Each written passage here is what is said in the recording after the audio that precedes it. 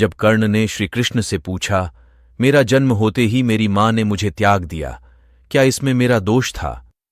द्रोणाचार्य ने मुझे सिखाया नहीं, क्योंकि मैं क्षत्रिय पुत्र नहीं था। परशुराम जी ने मुझे सिखाया तो सही, परंतु श्राप दे दिया कि जिस वक्त मुझे उस विद्या की सर्वाधिक आवश्यकता होगी, मुझे उसका विस्मरण होगा। क्योंकि उनके अनुसार मैं क्षत्रिय नहीं था, केवल संयोगवश एक गाय को मेरा बाण लगा और उसके स्वामी ने मुझे श्राप दिया, जबकि मेरा कोई दोष नहीं था। द्रौपदी ने स्वयंवर में मेरा अपमान किया। माता कुंती ने मुझे आखिर में मेरे जन्म का रहस्य बताया भी, तो अपने अन्य बेटों को बचाने के लिए जो भी मुझे प्राप्त हुआ है, दुर्योधन से ही हुआ है। तो अगर मैं उसकी तरफ से लड़ूं तो मैं गलत कहां हूं? तब श्रीकृष्ण ने उत्तर दिया, कर्ण, मेरा जन्म कारागार में हुआ। जन्म से पहले ही मृत्यु मेरी प्रतीक्षा में घात लगाई थी। जिस रात मेरा जन्म हुआ, उसी रात माता पिता से दूर किया गया। तुम्हारा बचपन खड्ग, रथ, घोड़े, धनुष और बाण के बीच उनकी ध्वनि सुनते बीता। मुझे ग्वाले की गौशाला मिली, गोबर मिला और खड़ा होकर चल भी पाया। उसके पहले ही कई प्राणघातक हमले झेलने पड़े।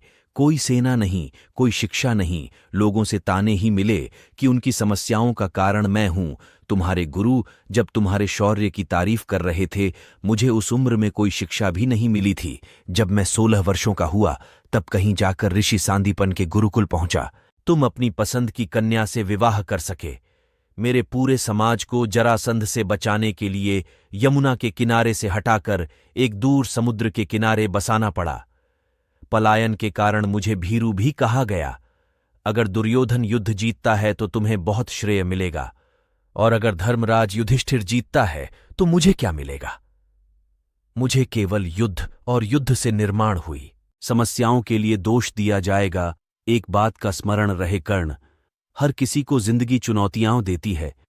जिंदगी किसी के भी साथ न्याय नहीं करती।